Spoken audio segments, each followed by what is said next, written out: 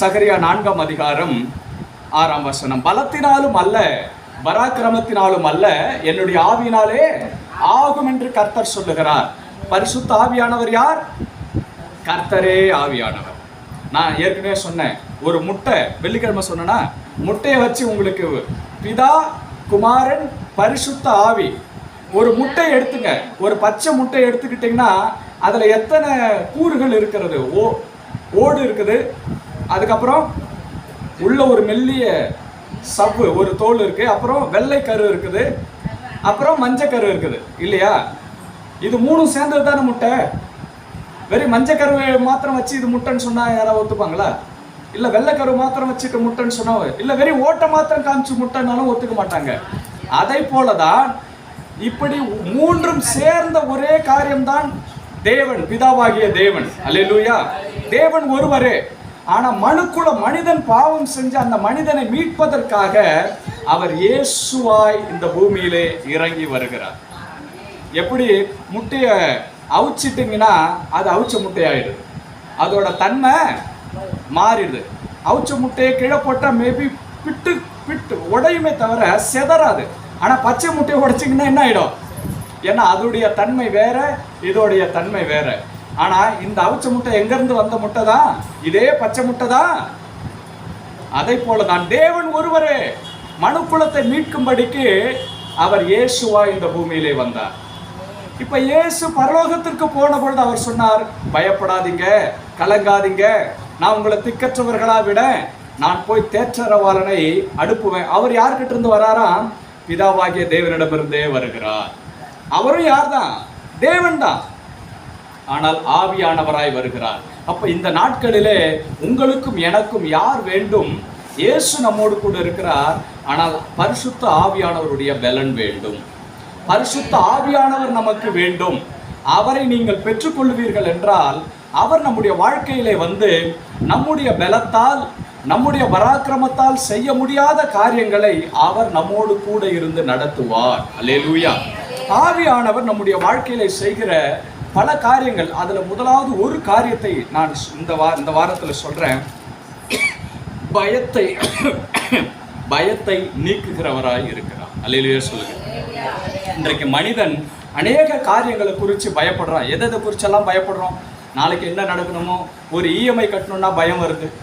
ஏன்? இல்லை கொஞ்சம் தான் பணம் இருக்குது, இன்னும் இஎம்ஐக்கு பணம் வேணுமேன்னு நினைக்கிறோம். கடன் கொடுத்தவங்க எதிரில் வந்தால் பயம் வருது, ஐயோ இந்த கடனை திருப்ப கொடுக்கணுமே சொன்ன தேதியில்.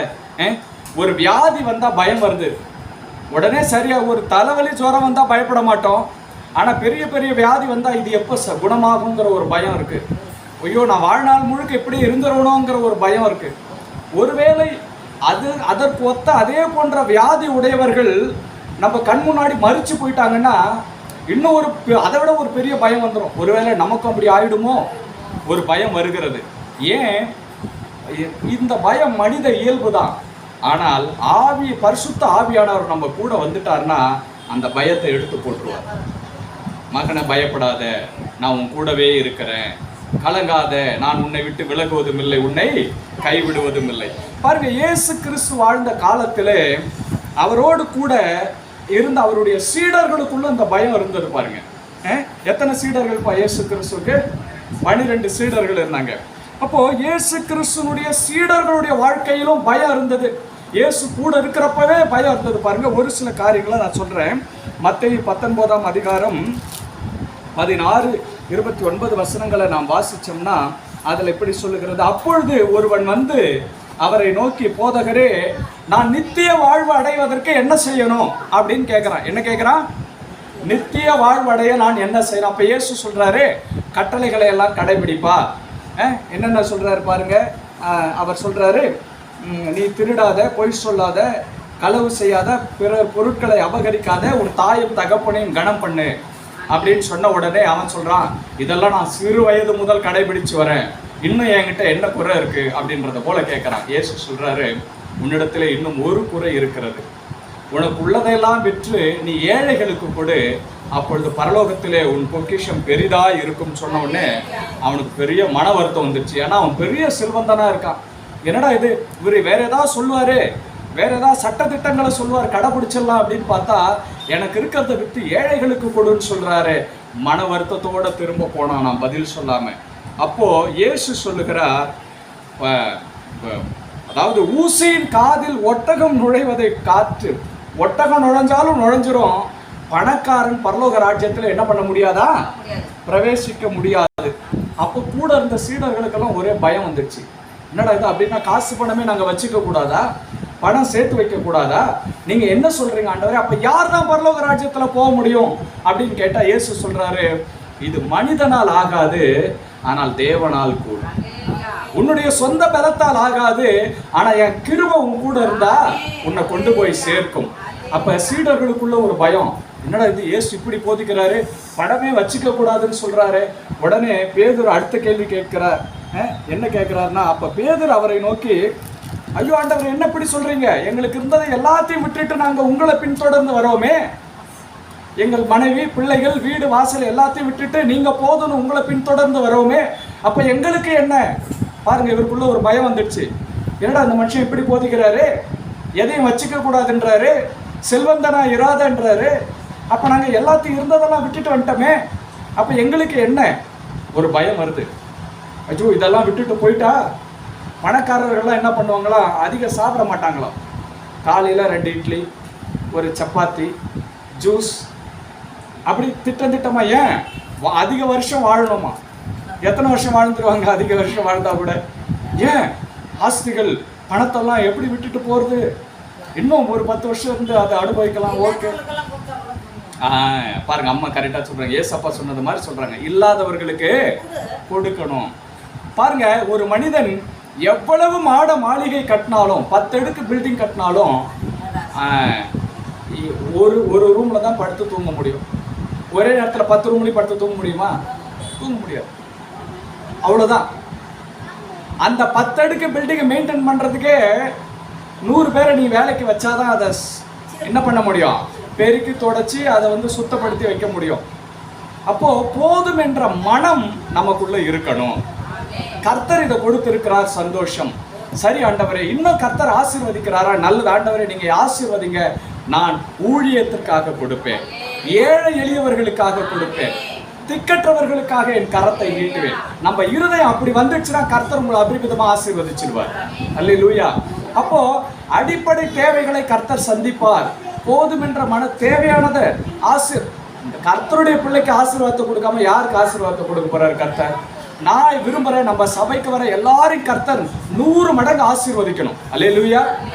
அப்ப 100 மடங்கு ஆசீர்வதிக்கிறப்ப உங்க இருதயம் இருக்கணும், ஆண்டவரே எனக்கு இவ்வளவு போதும், நான் உமக்காக என்ன செய்ய முடியும். 100 ஏக்கர் நிலம் இருந்தா கூட உங்களால ஒரு நாள்ல நடந்து சுத்தி வர்றதுக்கே உங்களால என்ன பண்ண முடியாது. அப்ப 100 ஏக்கர் நிலம் வேண்டாமா? கர்த்தர் கொடுத்தா வாங்கிக்கிங்க, நல்லது. ஆனால் அதை வைத்து நான் திக்கற்றவர்களையும் ஏழைகளையும் நினைக்கிறேனா, ஊழியம் வளர்வதற்காக கொடுக்கிறேனா, அந்த இருதயம் எனக்கு வேணும். அப்போ சீடர்களுக்குள்ள ஒரு பயம் இருந்தது, ஆண்டவரே நான் எல்லாத்தையும் விட்டுட்டு உங்களை பின்தொடர்ந்து வந்திருக்கிறோமே, எங்களுக்கு என்ன கிடைக்கும்?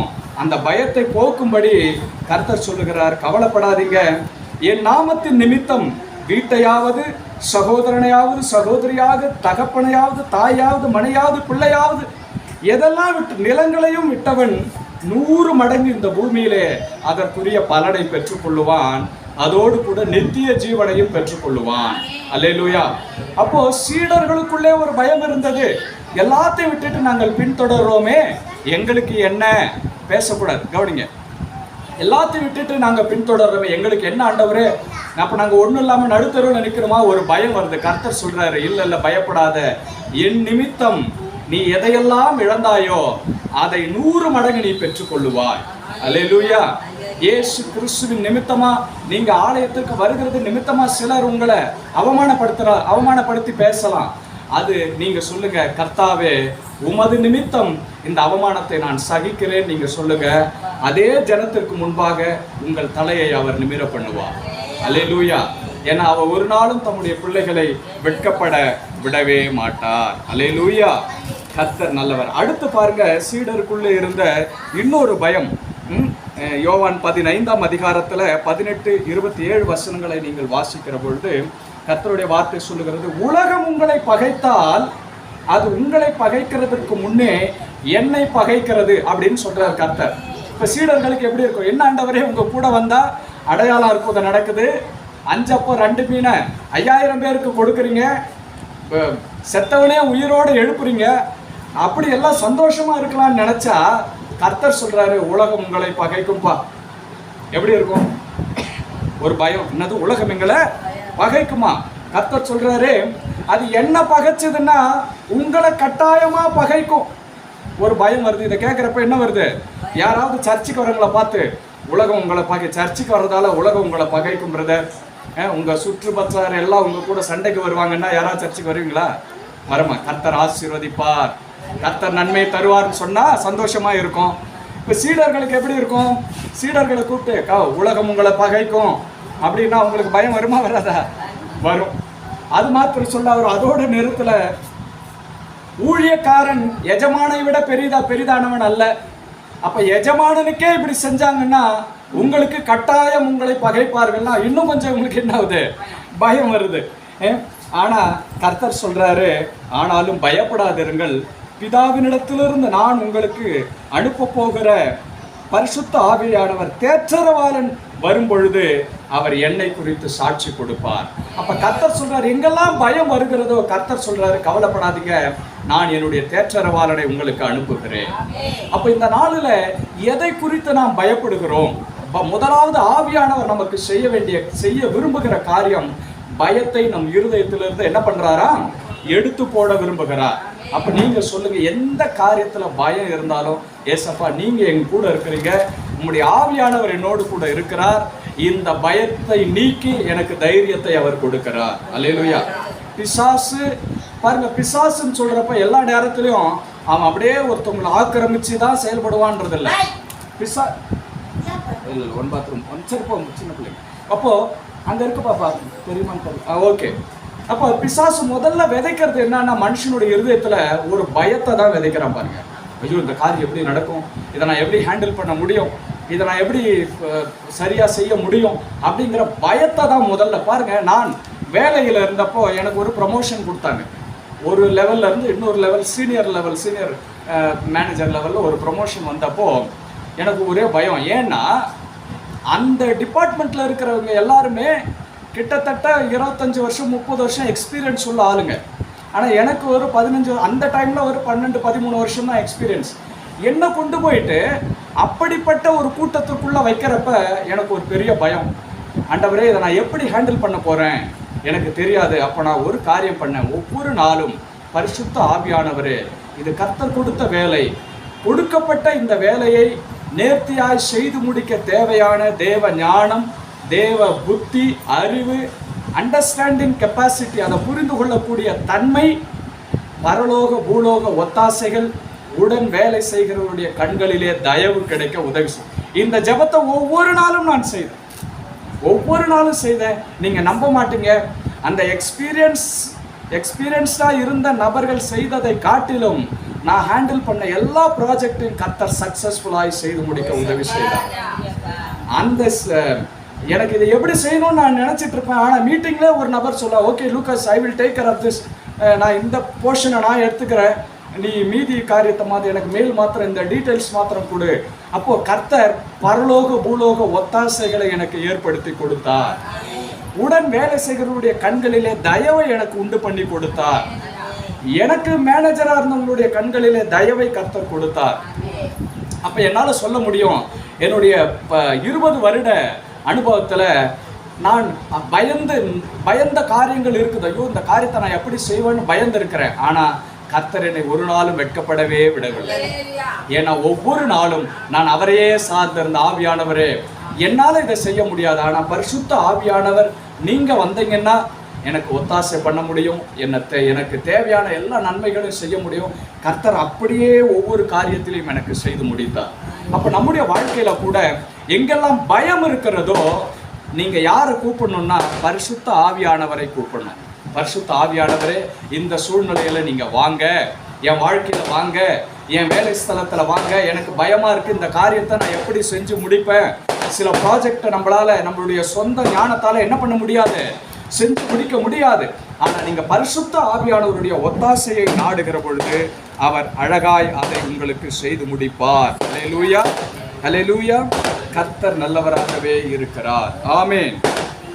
அது மாத்திரமல்ல, அதே 16ஆம் அதிகாரத்துல 5-6 வசனங்கள் எல்லாம் நீங்கள் தொடர்ந்து வாசிப்பீர்கள் என்றால் கர்த்தர் சொல்லுகிறார், நீங்க எதை குறிச்சும் பயப்படாதீங்க, நான் உங்களுக்கு தேற்றரவாளனை அனுப்புவேன். அல்லேலூயா. தேற்றரவாளனை நான் உங்களுக்கு அனுப்புவேன், அதனால நீங்க பயப்படாதீங்க. இயேசு சொல்றாரு, நான் கொஞ்ச நாள்ல உங்களை விட்டு போயிடுவோம்ப்பா, நான் போயிட்டு நான் பிதாவினிடத்திற்கு போகிறேன் அப்படின்னு சொன்ன உடனே அதே 16ஆம் அதிகாரத்தை தொடர்ந்து வாசிக்கிற பொழுது எல்லாருக்கும் ஒரே பயம் வருது. என்னது, எங்களை விட்டு போக போறீங்களா? கொஞ்ச காலத்துல நீங்க என்ன பார்க்க மாட்டீங்கன்னு சொல்றீங்க. ஒரு பயம் வருது. என்ன சொல்றீங்க ஆண்டவரே, எங்களுக்கு புரியலையே. அவர் சொல்றாரு, நான் பிதாவினிடத்துல போகிறேன் என்று சொல்லுகிறபடினால் நீங்க பயப்படுறீங்க. ஏன்?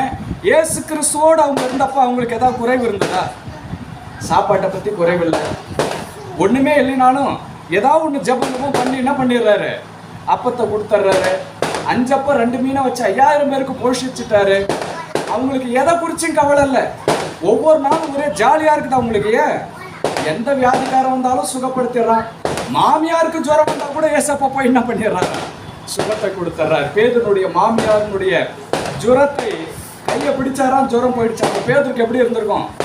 நான் இனி கவலையே இல்லை, மெடிக்கல் எக்ஸ்பென்சஸே கிடையாது, எந்த வியாதி வந்தாலும் இயேசுவால சுகப்படுத்த முடியும் அப்படின்னு ஒரே தைரியம், ஒரே சந்தோஷம். திடீர்னு இயேசு சொல்றாரு, நான் பிதாவினிடத்திற்கு போகிறேன், கொஞ்ச காலத்துல நீங்க என்ன பார்க்க மாட்டீங்க. அவங்களுக்குள்ள என்ன வருது? பயம் வருது. என்னண்டவரே, உங்க கூடவே இருப்போம், நீங்க போய் ராஜாவா மாறுங்க, நாங்கெல்லாம் மந்திரிமார்களா மாறலாம்னு நினைச்சா எங்களை விட்டு போறேன்னு சொல்றீங்களே. ஆனா இயேசு சொல்றார், இதை குறிச்சு பயப்படாதீங்க, நான் போய் தேற்றரவாளனை உங்களுக்கு நான் திரும்ப உங்களிடத்திலே வருவேன். இயேசு சொல்றார் பாருங்க, நான் திரும்ப உங்களிடத்திலே வருவேன், அப்பொழுது நீங்கள் என்னை காண்பீர்கள். அல்லேலூயா. அப்ப பயப்படாதீங்க. சில பிரிவுகள், சில இழப்புகள் கொஞ்ச நாள் அப்படி இருக்கும். ஆரம்பத்துல +2 வரைக்கும் எங்க குடும்பத்துல நாங்க மொத்தம் 4 பேர். நீங்க சும்மா இருக்கு. எங்க மூத்த சகோதரி வந்து 5வது படிச்சுட்டு 6வது படிக்கிறப்ப எங்க போயிட்டாங்க, சென்னைக்கு போயிட்டாங்க. எங்க சித்திங்க தான் அவங்கள அங்கே மெட்ராஸ்லேயே படிக்க வச்சுட்டாங்க. எங்க அக்காவெல்லாம் நான் பார்த்த ஞாபகமே இல்லை. கல்யாணத்தப்ப தான் இவங்க தான் எனக்கு அக்கான்னே தெரியும். ஏன்னா அவங்க மூத்தவங்க, எனக்கு அவங்களுக்கு ஒரு 10-12 வயசு வித்தியாசம். கிட்டத்தட்ட நான் பிறக்கிறதுக்கு முன்னாடி அவங்க என்ன பண்ணிட்டாங்க, சென்னைக்கு போயிட்டாங்க. எங்க சித்திங்கெல்லாம் அவங்க எங்க தாத்தா எங்க அம்மாட்ட சொன்னாரா, நான் தான் உன்னை படிக்க வைக்கலாமா, மற்ற பிள்ளைகள்லாம் படிக்க வச்சுட்டேன், அதனால நீ இந்த பிள்ளையை அனுப்பு, அவங்க படிக்க வைக்கட்டும் அப்படின்னு அவங்க அங்கே அனுப்பிச்சிட்டாங்க. எங்கள் அண்ணன் 10வது முடிச்சிட்ட பிறகு சென்னைக்கு போயிட்டார். எங்கள் 2வது அக்கா வந்துட்டு அவங்களும் அப்படிதான் 10th 8th ஸ்டாண்டர்டு முடிச்சு 9th 10th எல்லாம் போர்டிங்கில் போயிட்டாங்க. நான் ஒரு ஆள் தான் 12வது வரைக்கும் ஆய்ந்தூர்லேயே இருந்த ஒரு ஆள். அப்போது முதல்ல நான் பெங்களூர் போகிறப்ப, வேலைக்குன்னு போகிறப்ப எனக்கு ஒரு பெரிய பயம், எப்படி இது நடக்கும், என்ன அப்போ நான் எப்படி பண்ண போகிறேன், எங்கே போக போகிறேன். அப்போ போயிட்டா ஜெபம் பண்ணி அந்தோனியார் பாதத்தில் ஒரு சீட்டை எழுதி கட்டிட்டு வந்த, அந்தோனியாரே எனக்கு நல்ல வேலை கிடைக்கணும். அப்போ நமக்கு தெரியாது, அப்போ இருந்த விசுவாசம் என்னவோ அந்த விசுவாசத்தை என்ன பண்ணேன் அப்போது. ஆமாம், அங்கே அப்போ ஒரு பயம் இருந்தது. நான் போய் எங்கே போக போகிறேன், யார் கூட இருக்க போகிறேன், எங்கே இப்போ தூங்க போகிறேன், சாப்பிட போகிறேன், என்ன வேலை செய்ய போகிறேன், ஒன்றுமே தெரியாதே அப்படின்னு. ஆனால் பாருங்கள், கர்த்தர் கிட்டத்தட்ட நான் பெங்களூரில் வேலை செஞ்சது ஒரு கிட்டத்தட்ட ஒரு 15-16 வருஷத்துக்கு போல் நான் பெங்களூரில் இருக்க உதவி செய்தார். ಸ್ವಲ್ಪ கன்னடா வர்றது எனக்கு ஓரளவுக்கு கன்னடா என்னால் புரிஞ்சுக்க முடியும். இப்போ பேச முடியாது, ஏன்னா மறந்துட்டேன். ஓரளவு கொஞ்சம் பேச ட்ரை பண்ணேன், ஆனால் மறந்துட்டேன். ஆனாலும் என் ஸ்லாங் மாறல. நீங்கள் பெங்களூர் போயிட்டு ஒரு 6 மாதத்துக்கு வந்தாங்கன்னா என்ன சொல்கிறீங்கோ, என்ன பேசுகிறீங்கோ அப்படின்வாங்க எல்லாம். ஆனால் நான் கிட்டத்தட்ட 16 வருஷங்களுக்கு மேலே இருந்திருக்கேன். ஒரு நாளும் என்னுடைய பாஷையில் அந்த கோ வார்த்தை, வாங்கோ போங்கோலாம் கலக்கவே இல்லை. அந்த தமிழ் அழகாக அப்படியே பேசிய பழகிட்டேன் நான். நிறைய பேர் ஆமாம், சில பேர் நார்மலாகவே பேசுகிறாங்க. இப்போ எங்கள் ஃப்ரெண்டெல்லாம் ஆமாம் நார்மலாக தான், நிறைய பேர் நார்மலாகவே பேசுகிறாங்க. ஆனால் சில பேருக்கு ஆட்டோமேட்டிக்காக சூடாக இருக்குதுன்னுவாங்க. சூடு வராது, சூடு சட்டின்னுவாங்க. எங்கள் பெரியக்கெல்லாம் வந்தாங்கன்னா அப்படியே பெங்களூர்லேயே பிறந்து வளர்ந்த மாதிரி தான் பேசுவாங்க. என்ன சூடுன்றீங்க, சட்டின்றீங்க. அவங்க ஏரியாவில் இருந்து அப்படி பேசி பழகு. அப்படி பேசி ஏன்னா பிறப்பிலேயே கன்னடர்களா இருக்கிறவங்க தமிழ் பேசினா அப்படிதான் பேசுவாங்க. அப்ப அந்த மக்கள் மத்தியில் வாழறப்ப அவங்களுடைய பாஷை மாறும். அப்ப என்னன்னா எனக்குள்ள ஒரு பெரிய பயம் இருந்தது. ஆனால் அந்த நாட்களும் எனக்குள்ள அந்த விசுவாசத்துல நான் அதிகமாக கோவிலுக்கு போய் ஜெபிக்க ஆரம்பிச்சேன். கர்த்தர் ஒரு வேலையை கொடுத்தாரு. அங்கேருந்து அங்கே அப்பயும் ஞாயிற்றுக்கிழமை கோயிலுக்கு போவேன், பூசெல்லாம் காணுவேன். கர்த்தர் படிப்படியாக அந்த பயத்தெல்லாம் நீக்கி காலேஜில் சேர உதவி செய்தார். எனக்கு ஆங்கிலமே ஒரு வார்த்தை கூட பேச தெரியும். ஏன்னா நான் முகூரில் தமிழ் மீடியமில் தான் படித்தேன். ஆங்கிலம் கற்றுக் கொடுத்தார். ஓரளவுக்கு அப்படி காலேஜ் முடிச்சுன்னு இல்லையா, ஓரளவுக்கு ஆங்கிலத்தில் பேச கொஞ்சமாய் கர்த்தர் என்ன பண்ணார், உதவி செய்தார். அப்புறம் கொஞ்சம் கொஞ்சமாக வேலையை கொடுத்து எப்படியோ கர்த்தர். ஆனால் இன்றைக்கு திரும்பி பார்க்கிற பொழுது எவ்வளோக்கேளோ பயந்தனோ அந்த பயத்தின் சூழ்நிலையெல்லாம் ஆவியானவர் என்னோடு கூட இருந்து நடத்தி வந்தார். யாரும் இல்லைங்க, கர்த்தர் தான் ஒத்தாசைகளை கொடுக்கிறார். கர்த்தர் தான் மனித தயவுகளை ஏற்படுத்தி கொடுக்கிறார். எந்த ஒரு மனுஷனும் காசு பணம் இருந்துட்டா சொல்ல முடியாது நான் சுயம்புவா நின்றுட முடியும் அப்படின்னு சொல்லவே முடியாது. 100 ஏக்கர் நிலம் வச்சிருக்கிறவன் அவனே 100 ஏக்கரை உழுதுட முடியுமா? முடியாது. இன்னொரு மனிதனுடைய தயவு தேவை. அப்போ எப்பொழுதுமே நாம் ஒரு காரியத்தை புரிந்து கொள்ளணும். மனிதன் இன்னொரு மனிதனை சார்ந்து வாழ்கிற வாழ்க்கை தான் கர்த்தர் பூமியிலே வைத்திருக்கிறார். ஒரு பொழுதும் காசு பணம் இருக்குது, அப்படி எனக்கு படபலம்லாம் இருக்குது, எங்கள் குடும்பம் பெரிய குடும்பம், அதனால அப்படி அல்ல.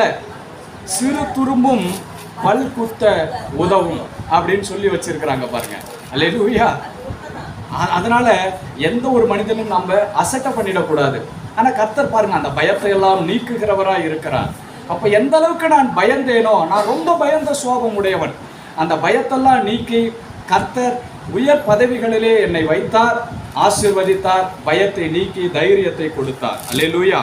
அது மாத்திரமல்ல, சீடர்கள் இயேசுனுடைய மரணத்தின் பாதையிலும் அவர்களுக்கு பயம் உண்டாயிருந்தது. எப்படி பாருங்க, இயேசு கிறிஸ்துவை பிடிக்கிறதற்கு வர்றதுக்கு முன்னாடி இயேசு சொல்றாரு, மேய்ப்படை வெட்டுவேன், ஆடுகள் எல்லாம் சிதறி ஓடும், அதை போல நீங்கள்லாம் என்னை தனியே விட்டுட்டு போயிடுவீங்க, ஆனாலும் நான் தனியா இல்லை, என் பிதா என்னோடு கூட இருக்கிறார் அப்படின்னு சொல்றப்ப பேதுரு சொல்றார், ஆண்டவரே யார் ஓடினாலும் நான் உங்களை விட்டு என்ன பண்ண மாட்டேன், போக மாட்டேன். அப்படியாப்பா, நீ அப்பா சொல்ற, நீ கோழி சேவல் கூவுகிறதற்கு முன்னே 3 முறை என்ன பண்ணுவ, நீ மறுதளிப்பாய். மார்க் 14ஆம் அதிகாரம் 46, 52 வசனத்துல நாம் வாசிக்கிற பொழுது இயேசுவை பிடிக்க வராங்க. இயேசு சொன்னபடியே எல்லோரும் அவரை விட்டு என்ன பண்றாங்க, ஓடி போறாங்க. இன்னும் ஒரு சீடன் எந்த அளவுக்கு ஓடுறான்னா, மேல போத்திட்டு இருந்த துணியெல்லாம் விட்டுட்டு நிர்வாணமாய் ஓடி போறானா. ஆனா அந்த சீடர்கள்லாம் என்ன சொன்னாங்க, ஆண்டவரே யார் போனாலும் நாங்க உங்களோடு கூட இருப்போம்னு சொன்னவங்க, ட்ரெஸ்ஸே போனாலும் பரவாயில்ல, நிர்வாணமா ஓடினாலும் பரவாயில்ல, உயிர் பிழைத்தால் போதும் என்று ஓடுகிறார். ஏன்? உயிர் மேல இருக்கிற பயம். ஆனால் இயேசு சொல்லுகிறார், எவன் ஒருவன் தன் ஜீவனை காத்து கொள்ள நினைக்கிறானோ அவன் அதை இழந்து போயிடுவான். ஆனா எவன் ஒருவன் அதை கர்த்தருக்காக என் ஜீவன் போனாலும் பரவாயில்ல நினைச்சிட்டீங்கன்னா கர்த்தர் உங்களுடைய ஜீவனை காத்து கொள்ளுகிறவராய் இருக்கிறார். அல்லேலூயா. பேதுருவை குறித்து சொல்றாரு, பேதுருவே 3 முறை நீ என்ன மறுதளிப்பப்பா. இவர் சொல்றாரு, இல்ல ஆண்டவரே, எல்லாரும் உங்களை விட்டு ஓடி போனாலும் நான் உங்களை விட்டு என்ன பண்ண மாட்டேன், ஓடி போக மாட்டேன். ஆனா இயேசு கிறிஸ்துவ பிடிச்சிட்டு போறப்ப தூரத்துல நின்று பின்னாடியே பார்த்துட்டேன். ஏன்பா தூரத்துல நிக்கிற? பயம். கிட்ட வந்தா நம்மளையும் பிடிச்சிட்டு போயிடுவாங்களோ. அங்க பார்த்து ஒரு வேலைக்கார பெண் பார்க்கிறாள், ஓ நீ இயேசு கூட இருந்தால்தான். அடட, நான் இல்லம்மா, நீ வேற யாரையோ பார்த்து பேசுற. ஏன் அப்படி சொல்றாரு? இயேசுவை வெறுத்ததால சொல்றாரா? பயம். ஒருவேளை நம்மளையும் பிடிச்சிட்டு கொண்டு போய் சிலுவையில் அரைஞ்சிருவாங்களோ. பாருங்க, இயேசுவோடு கூட இருந்த சீடர்கள், அவர் செய்த எல்லா அடையாள அற்புதங்களையும் கண்டவர்கள், மரித்தவனையே உயிரோடு மரித்தவனை உயிரோடு எழும்ப பண்ணின இயேசுவை பார்த்தவர்களுக்குள்ள ஏன் பயம் வந்தது? ஒருவேளை நம்ம செத்துட்டா கூட கர்த்தர் நம்மளை உயிரோடு எழுப்புவார்னு ஏன் அந்த விசுவாசம் வரல? அதுதான் மனித இயல்பு. ஏன்னா ஆவியானவர் இன்னும் அவர்களுக்கு கொடுக்கப்படவில்லை. எந்த ஒரு மனிதனுக்குள்ளே பரிசுத்த ஆவியானவர் வருகிறாரோ, பரிசுத்த ஆவியானவரை நீங்க பெற்றுக்கொண்டுட்டீங்கன்னா 1000 பேர் உங்களை எதிர்த்து நிற்காலும் உள்ளுக்குள்ள ஒரு பெரிய தைரியம் இருக்கும். தைரியம், பயமே இருக்காது பாருங்க. உங்களுக்கு தைரியம் வந்துடுச்சுன்னா நீங்கள் மலைகளை தாண்டுவீர்கள், கண்ணீரின் பள்ளத்தாக்கை உருவ நடந்து போவீர்கள், கர்த்தர் உங்களோடு கூட இருப்பார். அல்லேலூயா. அப்ப இந்த நாள்ல கர்த்தர் நமக்கு சொல்லுவது என்னன்னா, தைரியமா இருங்க. இப்படியெல்லாம் பயந்த சீடர்கள் பெந்தகோஸ்தே நாளிலே பரிசுத்த ஆவியானவரை பெற்றுக்கொண்ட பொழுது நாம் வாசிக்கிறோம், அப்போஸ்தலர் 2ஆம் அதிகாரத்துல அந்த எந்த யூத ஜனத்திற்கு பயந்து கதவை பூட்டி அப்படியே பயந்து ஜெபம் பண்ணிட்டு இருந்தாங்களோ, இப்போ அந்த சீடர்களில் எழும்பி நின்று பேதுரு சொல்றாரு, நீங்க தான் இயேசு கிறிஸ்துவை சிலுவையில் அறைந்து கொன்றீர்கள்.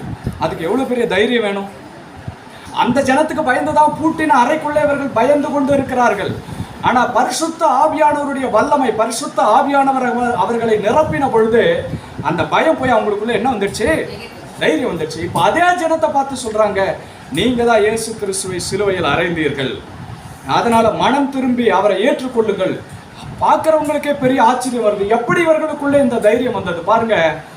ஆவியானவர் நமக்குள்ளே வருகிற பொழுது நமக்கு எதிரானவைகளை எதிர்த்து நிற்க பலனும் வருது. யார் நமக்கு எதிராக நின்னாங்களோ அவர்களையும் கர்த்தர் மடங்க பண்ணுகிறார். அல்லேலூயா. அப்போ ஆவியானவர் எவ்வளவு முக்கியம் பாருங்க.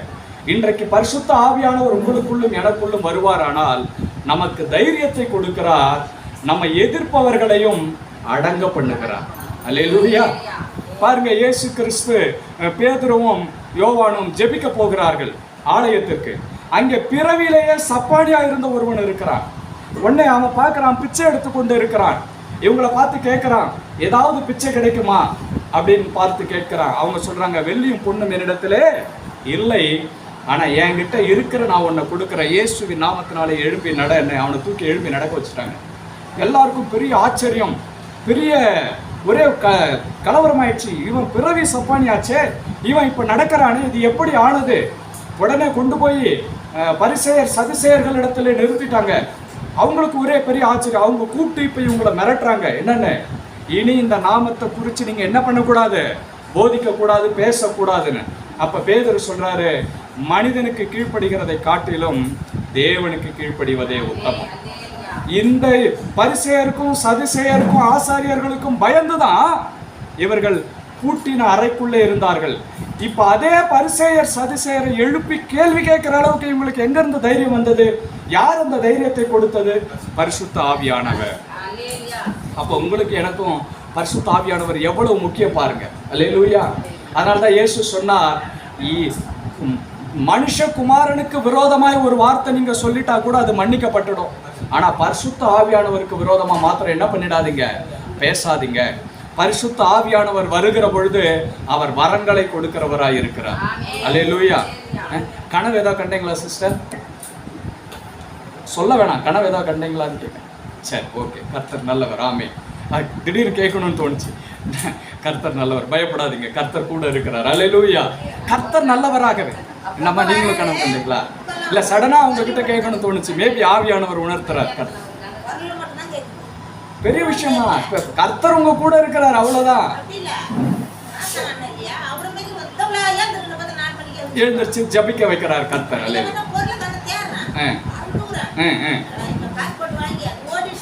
ஆனா கர்த்தர் அத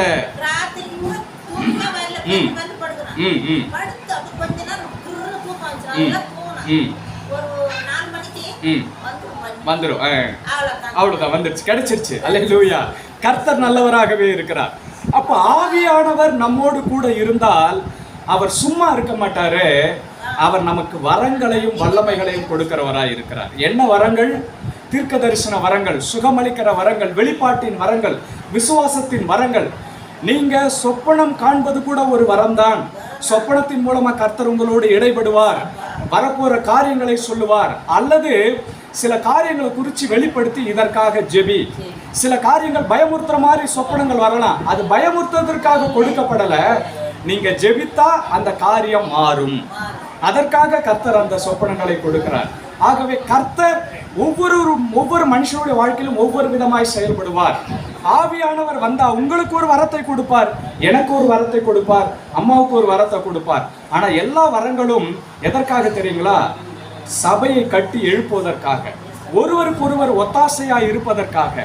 நீங்க ஜெபிச்சு, இப்போ உங்களுக்கு தீர்க்க தரிசன வரத்தை கொடுக்கிறார்னா, நீங்க ஒரு நபருக்காக ஜெபிக்கிற பொழுது கர்த்தர் உங்களுக்கு அந்த வெளிப்பாட்டை கொடுப்பார். அவர்களை குறித்து ஒரு தீர்க்க தரிசனமான வெளிப்பாட்டை கொடுப்பார். அப்போ நீங்க சொல்லுவீங்க, இந்த பிரச்சனைக்கு இதுதான் காரியம், கர்த்தர் இதற்கு சொல்யூஷன் கொடுக்கிறார். அப்போ அவங்க வாழ்க்கையில ஒரு விடுதலை வரும். அப்போ வரங்கள் நல்லது, வல்லமைகள் நல்லது. இல்ல நீங்க போய் ஜெபிக்கிறீங்க, உடனே பிசாசுகள் அலறி ஓடும். உடனே நமக்குள்ள ஒரு மேட்டிமா வந்துடக்கூடாது. பத்தியா, நான் ஜெபம் பண்ணா பிசாசு இல்லை இல்லை இல்லை. இயேசுவின் நாமத்தால் தான் பிசாசு ஓடுது. ஆவியானவருடைய பிரசன்னத்தால தான் பிசாசு ஓடுது. மனிதனுக்கு பிசாசு பயப்படாது, ஆனால் கர்த்தருடைய நாமத்திற்கு தான் பயப்படும். அல்லேலூயா. அப்ப அதனால நமக்குள்ள அந்த இருதயம் இருக்கணும். ஆவியானவரை என்னை பயன்படுத்துவீராக, என்னை நிரப்புவீராக. நான் ஒரு சாதாரண மனுஷனா இந்த பூமியிலே வாழ விரும்பவில்லை. இயேசுவின் நாமத்தை உயர்த்தி காண்பிக்கிற ஒரு மனிதனா என்னை மாற்றுவீராக. கர்த்தாவே, என்னை நிரப்பும் ஆண்டவரே. உம்முடைய வல்லமையினாலே என்ன நிரப்புங்க, உங்க அபிஷேகத்தாலே என்ன நிரப்புங்க. என்ன தைரியத்தின் ஆவியை தான் முதல்ல ஆவியானவர் கொடுக்கிறார். இந்த நாளிலே பயத்தின் ஆவியை கர்த்தர் எடுத்து போடுகிறார். கர்த்தர் சொல்றாரு, பயப்படாத, நான் உன் கூட தான் இருக்கிறேன். எப்படி இருக்கிறார்? ஆவியானவராய் கூட இருக்கிறார். இதே அப்போஸ்தலர்களுக்கு திரும்பவும் ஒரு காரியம் நடக்கிறது. பேதுரு நடந்து போகிறப்பவே அவருடைய நிழல் பட்டு சுகமாகிறார்கள். ஏராளமான ஜனங்கள் எல்லாரையும் கொண்டு வந்து, அப்போஸ்தலர் 5ஆம் அதிகாரத்தில் நீங்க வாசிங்கன்னா தெரியும், எல்லாரையும் கொண்டு வந்து கிடத்துறாங்க. சுகம் உண்டாகி கொண்டே இருக்கிறது. பெரிய கலவரம் உண்டாகிறது. திரும்ப பரிசேயர் சதுசேயர்கள்லாம் இவங்களை கூட்டு இந்த முறை என்ன பண்றாங்களா, அடிச்சு உதைக்கவே ஆரம்பிச்சுட்டாங்க. அல்லேலூயா. பாருங்க, வெளியில போனா அடிச்சிருவாங்கன்னு பயந்த பேதுருவும் சீடர்களும் இன்றைக்கு அடி வாங்கிட்டு சொல்றாங்க, கர்த்தாவே உமக்கு ஸ்தோத்திரம். இயேசுவின் நிமித்தமாய் நாங்கள் அடிக்கப்பட்டதற்கு பாத்திரவான்களாய் கர்த்தர் எங்களை மாற்றினாரே, அதற்காக நான் கர்த்தரை துதிக்கிறேன், ஸ்தோத்தரிக்கிறேன். எங்கிருந்து இந்த தைரியம் வந்தது? இயேசுவை பிடித்து போகிற பொழுது தன்னுடைய வஸ்திரங்களையும் உதறி தள்ளிவிட்டு ஓடின கூட்டம் தானே இந்த சீடர் கூட்டம். இயேசுவை மறுதலித்த பேதுரு தானே இந்த பேதுரு. எங்கே இருந்து இந்த பேதுருவுக்கு மற்ற சீடர்களுக்கும் தைரியம் வந்தது என்றால், அந்த பயத்தின் ஆவியை எடுத்து தைரியத்தின் ஆவியை தன் தேவன் கொடுத்தார். அதனால்தான் இன்றைக்கு நம்முடைய வாழ்க்கையில எதை குறித்து நீங்க பயப்படுறீங்களோ, வேலை ஸ்தலத்தில் இப்படி ஆயிடுமோ, எனக்கு உயர்வு வருமோ, நான் இன்னும் எவ்வளவு நாள் இப்படி இருப்பேன், இல்லை இன்னும் எந்த காரியத்தை குறித்து பயந்தாலும் கர்த்தர் சொல்லுகிறார், பயப்படாதே, நான் உன் கூடவே இருக்கிறேன். உனக்கு தேவை அந்த காரியத்திலிருந்து விடுதலை அல்ல, உனக்கு தேவை விடுதலை கொடுக்கிற ஆவியானவர். அநேக நேரத்தில் நம்ம ஃபோக்கஸ் எதில் இருக்குன்னா, இந்த பிரச்சனை எப்படி மாறும், இந்த பிரச்சனை மாறிடாதா, என்ன பண்ணலாம்னு யோசிக்கிறோம். ஆனா பிரச்சனைகளை மாற்றுகிற கர்த்தருடைய ஆவியானவர் ஒருவர் இருக்கிறார். அவர் என் கூட இருந்தா அவர் அந்த பிரச்சனையை மாற்றுவார். ஆகவே தான் வேத வசனம் சொல்லுகிறது, சத்துரு வெள்ளம் போல உங்களுக்கு விரோதமாய் வருகிற பொழுது கர்த்தருடைய ஆவியானவர் நம் பட்சத்தில் இருந்து ஜெயக்கொடியை ஏற்றுகிறவராய் இருக்கிறார். அவர் என்னோடு கூட இருந்தா நான் ஒரு மலையே தாண்ட முடியும். ஏன்? அவர் என்னை தாங்கி கொண்டு போவார், அவர் என்னை ஏந்துவார், அவர் என்னை தாங்குவார். நான் தாங்கிறது பெரிதல்ல, நான் சுமப்பது பெரிதல்ல, அவர் என்ன சேர்த்து சுமந்துருவார். அல்லேலூயா, அல்லேலூயா. ஒரு தாய் கர்ப்பம் தரித்து பிள்ளையை சுமக்கிறாள். அந்த பிள்ளையை தாய் சுமக்கிறாள், ஆனால் அந்த தாயையே கர்த்தருடைய ஆவியானவர் சுமந்து போகிறார். அல்லேலூயா. அப்பொழுது காரியம் லகுவாய் மாறும். அப்ப நாம ஒப்பு கொடுக்கணும், ஆண்டவரே, ஒருவேளை நான் சுமப்பது பெரிதல்ல, நீங்க என்ன சுமந்துட்டீங்கன்னா என் வயிற்றில் இருக்கிற கருவையும் சேர்த்து நீர் சுமந்து செல்லுவீர். அல்லேலூயா. கர்த்தர் நல்லவராகவே இருக்கிறார், கர்த்தர் நல்லவராகவே இருக்கிறார். அவர் நம்மோடு கூட இருந்தால் சகலத்தையும் ஜெயமுள்ளதாய் மாற்றுவார். ஒன்று நம்முடைய சூழ்நிலைகளை மாற்றுவார், இன்னொன்று நம்மையும் உள்ளான மனிதனை என்ன பண்ணுவாரு, மாற்றிக்கொண்டே இருக்கு. எனக்குள்ள இருக்கிற கசப்புகள், எனக்குள்ள இருக்கிற இன்னும் கோபம், வைராக்கியம், வெறுப்புகள் எல்லாவற்றையும் மாற்றுவார். நான் காலையில கூட ஜெபம் பண்ண, ஆண்டவரே, காலைல 2 மணிக்கு எல்லாம் தூக்கம் போயிடுச்சு, எழுப்பிட்டார் அவங்க ஆவியானவர். அந்த டைம்ல தூக்கம் போகுதுன்னா எழுந்திரிச்சு ஜெபிக்க ஆரம்பிச்சிடணும், அதுதான் சீக்கிரம். அதுக்கப்புறம் தூங்கினீங்கன்னா சூப்பரான ஒரு தூக்கம் வரும் பாருங்க. அழகா எழுந்திரிச்சு கொஞ்ச நேரம் தண்ணி குடிச்சு அப்படியே நடந்து ஜெபம் பண்ணிட்டே இருந்தேன். ஆண்டவரே, இன்னும் என் இருதயத்துல கசப்பு, வெறுப்புகள் இருக்கதான் செய்யும். மனிதர்களா நம்ம இருக்கிறப்ப கசப்பு, ஆனா ஆண்டவரே அதெல்லாம் ஒப்பு கொடுக்குறேன். ஆண்டவரே, இன்னும் நான் யாரையாவது கசப்பா வெறுப்பா நினைச்சேன்னா ஒப்பு கொடுக்குறேன். உமக்கு பிரியமில்லாத காரியம் இருந்தா ஒப்பு கொடுக்குறேன். நீர் என்னை நடத்துவீராக, நீர் என்னை வழி நடத்துவீராக. பாருங்க, ஒரு நாள் நான் இரவு ஜெபித்து கொண்டு இருந்த பொழுது சென்னையில, அப்ப திருமணமாகல, பேச்சுலர் தான். அந்த நாட்களை நான் ரொம்ப மிஸ் பண்றேன். ஏன்னா எதை குறிச்சும் இப்போ காலையில் எழுந்திரிச்சா பசங்களை ஸ்கூலில் கிளப்பணும், இதை பண்ணணும், அதை பண்ணணும். அப்போது எந்த கவலையும் இல்லை. ஜெபம், வேதவசனம், குளிச்சோமா, சாப்பிட்டோமா, வேலைக்கு போனோமா, திரும்ப வந்தோமா, ஜெபம், அப்படியே இருந்த காலங்கள்.